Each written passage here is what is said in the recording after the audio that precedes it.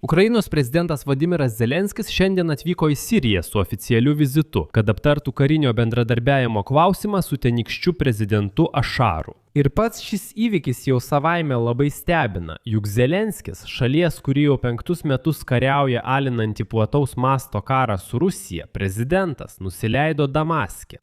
Zelenskis žengė ant žemės, kuri 53 metus buvo Asadų klano valda ir pastaruosius 11 metų pagrindinis artimųjų rytų Vladimiro Putino lėktuvnešis. Tačiau dabar tai yra vakarų teritorija ir esu tikras, kad šiandien Vladimiras Putinas tiesiog išprotėjo, kai pamatė Zelenskio kadrus iš Damasko.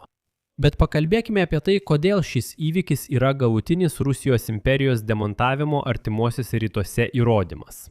Ir apie tai, kaip Sirija, vadovaujama Ahmedo Al-Šaro iš Ukrainos priešo, tampa jos pagrindiniu partneriu.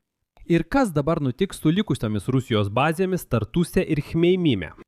Tačiau iš pradžių tiesiog priminsiu, kad 2022 metais Damaske sėdėjo Bašaras al-Asadas. Ir Sirija pripažino Ukrainos žemių okupaciją bei rėmė kruviną diktatorių Vladimirą Putiną. Ir Asado režimas tvirtino, kad tai teisinga, jog Rusija pradėjo plataus masto puolimą prieš Ukrainą.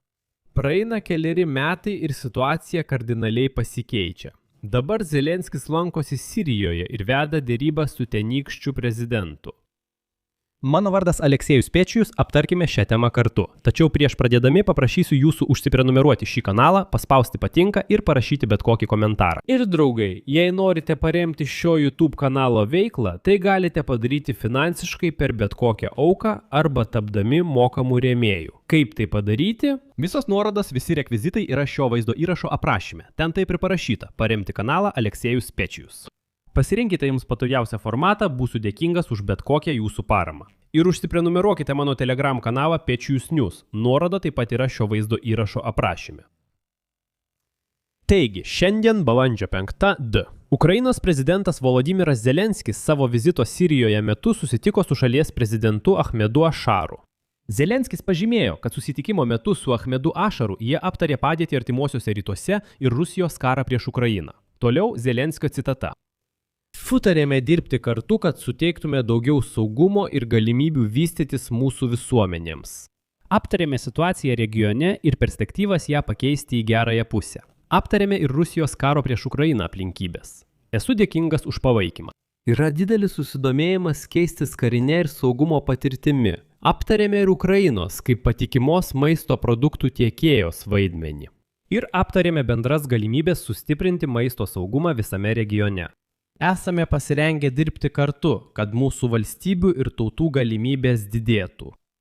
Čia iš karto verta pažymėti, kad Zelenskio vizitas į Damaską nėra atsitiktinumas. Tai yra logiška proceso prasidėjusio 2024 metų gruodį pabaiga, kai Bašaro Asado režimas žlugo po opozicijos spaudimu. Tuo metu Rusija ir Vladimiras Putinas buvo pernelyg užsiėmę fronto išlaikymu prie Pokrovsko, Ukrainoje.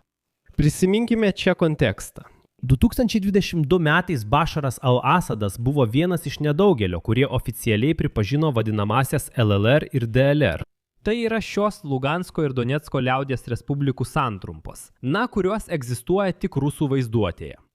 Ir Bašaras Asadas tada palaikė laukinių rusų plataus masto įsiveržimą į Ukrainą.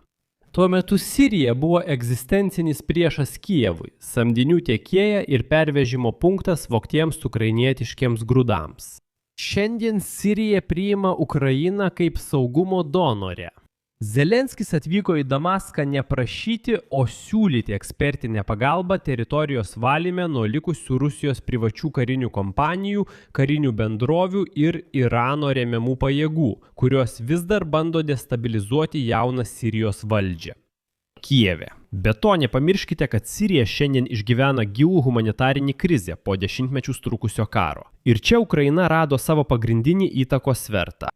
Programą Grūdai iš Ukrainos jau šių metų pradžioje pristatė į Siriją pirmuosius 500 tonų kvietinių miltų.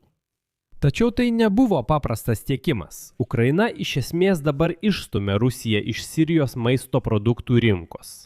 Jei anksčiau tas pats Bašaras al-Asadas gaudavo grūdus mainais į lojalumą Maskvai, tai dabar naujoji vyriausybė Damaske juos gauna kaip humanitarinę pagalbą ir pagal skaidrius prekybos kontraktus su Ukraina. Analitikai iš Brookings Institution nurodo, kad apsirūpinimo maistų saugumas yra pagrindas, ant kurio Ukraina dabar kuria savo įtaką Levante. Kalbant apie Rusijos karinės bazės Sirijoje, čia taip pat yra įdomus momentas. Iki nesenų laikų bazės Tartuse buvo laikomas amžinais Rusijos buvimo Viduržemio jūroje objektais.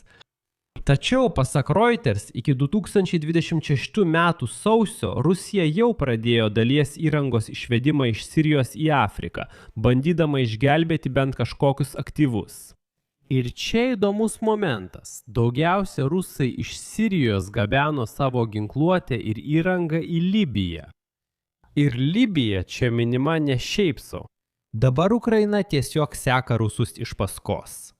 Visai neseniai vienoje iš ankstesnių laidų pasakojau, kad Ukrainos ginkluotosios pajėgos oficialiai gavo 3 karinės bazės toje pačioje Libijoje ir dabar Ukrainos kariai moko Libijos armiją. O tai reiškia, kad rusus dabar veja ir iš ten. Būtinai pažiūrėkite atskirą laidą šią temą, tikrai rekomenduoju, nes dar kartą jie bandė iš Sirijos perkelti savo pajėgas į Libiją, bet ir ten juos ukrainiečiai pasiekė ir pamažu išstumė. Ir štai šiandien Zelenskis Damaske aptarė karinio techninio bendradarbiavimo klausimą. Iš esmės, Ukraina, remdamas jau išbandytų bendradarbiavimų su Libijos kariuomenė, siūlo Sirijai pagalbą mokant kariuomenę pagal standartus, kurie leidžia efektyviai priešintis rusų taktikai.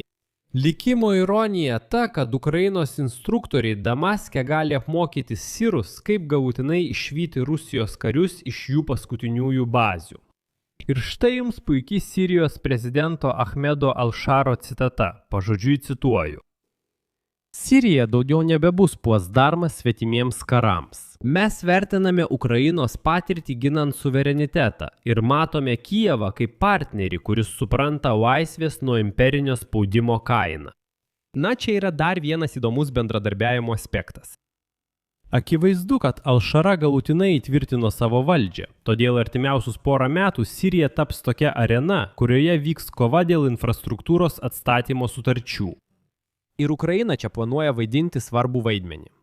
Ukrainos statybos ir energetikos bendrovės, įgijusios milžiniškos patirties atstatant objektus apšaudymų metu, gali tapti pagrindiniais rangovais Sirijoje.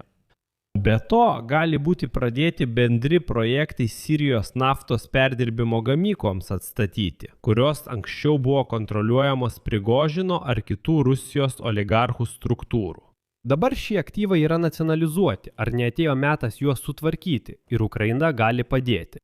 Taip pat įdomu, kad Ukraina gali tapti pagrindiniu Sirijos konsultantų specialiųjų tarnybų reformos klausimais, kad visam laikui būtų išnaikinta Baas partijos metodų ir Rusijos žvalgybos įtaka, nes ji vis dar ten išlieka.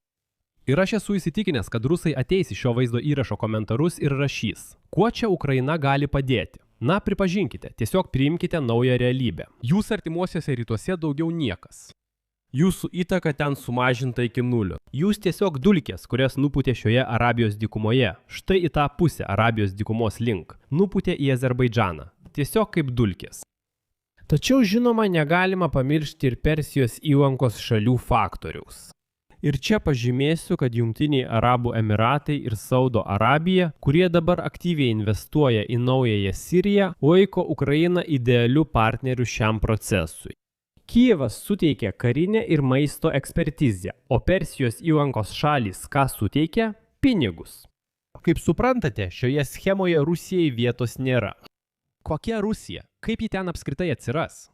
Na ir nepamirškite, kad Zelenskis išvakarėse jau pasirašė daugybę susitarimų su Saudo Arabija, Jungtiniais Arabų Emiratais, Kataru, Jordanija, Turkija. Visi jie pasirašyti gana daugeliui metų. Iš esmės, Ukraina įsiveržė, žinote, į artimuosius rytus ir jau akivaizdu, kad netuščiomis rankomis.